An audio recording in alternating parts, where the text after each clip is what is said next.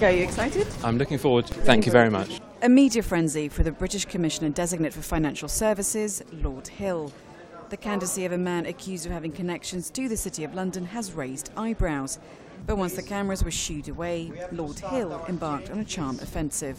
Is that I think it's in the interests of the EU for Britain to be in it, and it's in the interests of Britain to be in the EU. And the big question, conflict of interest. The one matter that comes up time and time again is one about your CV. I had some shares, which I was given at the time I sold the business. On being nominated, I gave instructions within or less than a day of being nominated to get rid of all of those shares. And to the House he said, if I'm confirmed, I will be a European Commissioner who will work for all 28 member states, and a European Commissioner who never forgets that he is accountable to the directly elected members of this Parliament.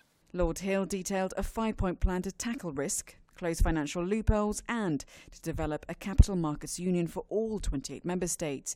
But some MEPs questioned his content. You show an impressive rhetorical brilliance, but also a lack of substance. Over in the other room, Věra Jourová, the Czech Commissioner-designate for Justice, Consumers and Gender Equality, touched upon a personal story, where she was wrongly detained and later acquitted on corruption charges, a time that would now serve her well for the task ahead. We should never lose faith that in the end justice shall prevail. In my case it happened.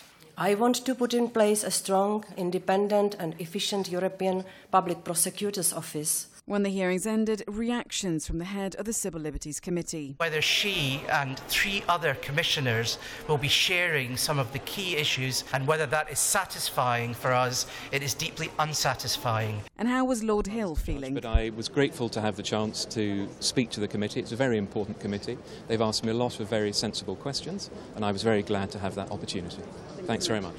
And so he left as he arrived. But did Lord Hill do enough to prove he's not the wolf of the city?